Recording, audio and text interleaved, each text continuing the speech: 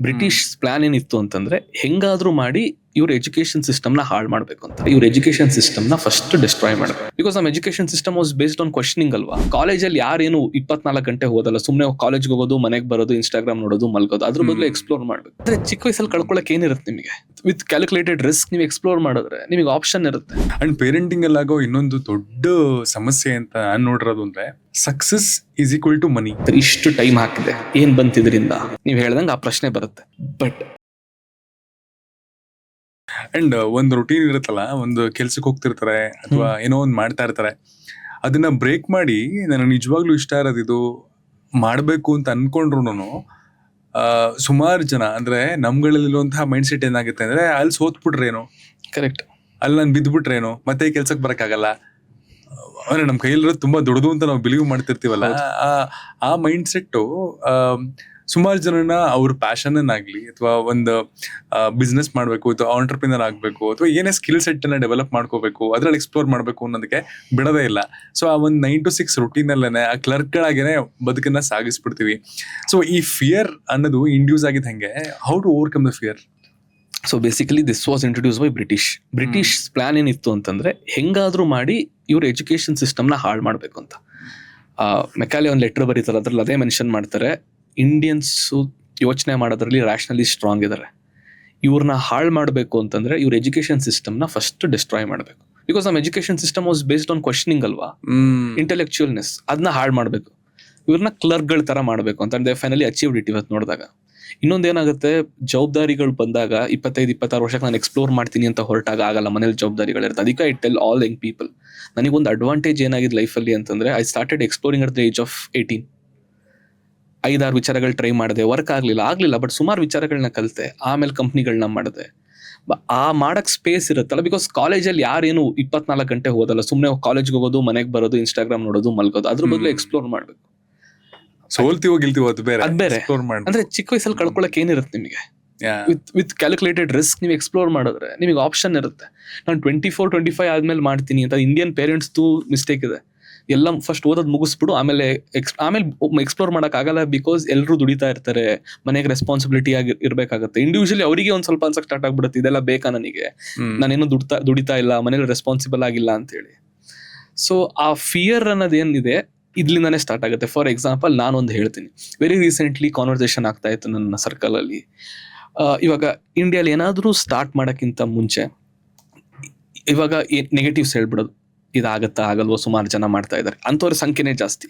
ಒಂದು, ಪೇರೆಂಟ್ಸು ಹುಡ್ದಾಗಿಂದ ನಿಮಗೆ ಏನೇ ಹೊಸದಾಗಿ ಟ್ರೈ ಮಾಡೋಕ್ ಹೋದ್ರು ನೋ ನೋ ನೋ ಅಂತ ಹೇಳ್ತಾ ಒಂದ್ 25 ವರ್ಷಕ್ಕೆ ಬರೋಷ್ಟ್ರಲ್ಲಿ ಒಂದ್ 15,000 ನೋಗಳಾಗಿರುತ್ತೆ.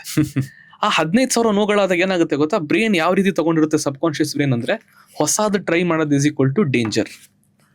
ಸೊ ಏನಾದ್ರು ಹೊಸದಾಗಿ ಟ್ರೈ ಮಾಡಕ್ ಹೋದಾಗ ಸಬ್ ಕಾನ್ಶಿಯಸ್ ಬ್ರೇನ್ ಹೇಳುತ್ತೆ, ನಿಂಗೆ ಚಿಕ್ಕ ವಯಸ್ಸಿಂದ 10,000 ನೋಸ್ ಭಾರ ಇರುತ್ತಲ್ಲ, ಅದು ಹೇಳುತ್ತೆ ಬೇಡ, ಇದು ಡೇಂಜರ್, ಭಯ, ಫಿಯರ್. ಒಂದು ಎಕ್ಸ್ಪೆರಿಮೆಂಟ್ ಇದೆ, ಇನ್ಸ್ಟಾಗ್ರಾಮ್ ಅಲ್ಲಿ ವಿಡಿಯೋ ಓಡಾಡ್ತಿತ್ತು. ಮಕ್ಳುಗಳನ್ನ ಸುತ್ತಮುತ್ತ ಹಾವುಗಳ ಜೊತೆ ಬಿಡ್ತಾರೆ, ಅವ್ರು ಹೆದರ್ಕೊಳ್ಳಲ್ಲ. ಹಾವ್ನ ಮುಟ್ತಾರೆ, ಅದ್ರ ಜೊತೆ ಅದಕ್ಕೆ ಟಚ್ ಮಾಡ್ತಾರೆ, ಫೀಲ್ ಮಾಡ್ತಾರೆ. ಸೈಂಟಿಸ್ಟ್ ಹೇಳ್ತಾರೆ, ಫಿಯರ್ ಹುಡ್ತಾ ಇರಲ್ಲ, ಇವೆಂಚುಲಿ ಇಂಟ್ರೊಡ್ಯೂಸ್ ಮಾಡೋದು ಸಮಾಜ ಮತ್ತೆ ಇದು. ಅದಕ್ಕೆ ಪೇರೆಂಟ್ಸ್ ಕಾರ್ಯ ತುಂಬಾ ಇದಾಗುತ್ತೆ. ಇಂಡಿಯಾಲ್ ಎಸ್ಪೆಷಲಿ ಅದು ಬಿಗ್ಗೆಸ್ಟ್ ಪ್ರಾಬ್ಲಮ್. ಏನೋ ಟ್ರೈ ಮಾಡೋಕೆ ಹೋದಾಗ ನಿಂಗೆ ಗೊತ್ತಿಲ್ಲ, ನಾನ್ ಮಾಡ್ತೀನಿ, ನಾನು ಹೇಳ್ದಂಗೆ ಕೇಳು, ನಾನೇ ಹೇಳ್ದಂಗೆ ಮಾಡು, ಹಿಂಗ್ ಮಾಡ್ತಾ ನೀವು ಡಿಸಿಷನ್ ಮೇಕಿಂಗ್ ಎಬಿಲಿಟಿನ ಕಲಿಸ್ಲಿಲ್ಲ ಅಂತಂದ್ರೆ 25-26 ಬಂದಾಗ ಆಮೇಲೆ ನೀವಂತೀರಾ ನಿನ್ ಜೀವನ ನೀನ್ ನೋಡ್ಕೊ, ನಿಂಗೆ ಮದ್ವೆ ಮಾಡ್ಬಿಟ್ವಿ ಅಂತ. ನೀವಂತೀರ 23 ವರ್ಷ 24 ವರ್ಷ ಬಂದಾಗ ನಿಂಗೆ ಗೊತ್ತಿಲ್ಲ, ನಾನ್ ಡಿಸಿಷನ್ ಮಾಡ್ತೀನಿ ಅಂತೀರಾ, ಬಟ್ ಮದ್ವೆ ಮಾಡ್ತೀರಾ, ರೈಟ್? ಬಟ್ ಆಮೇಲೆ ಅವನು ಕ್ಲೂಲೆಸ್ ಆಗ್ಬಿಡ್ತಾನೆ.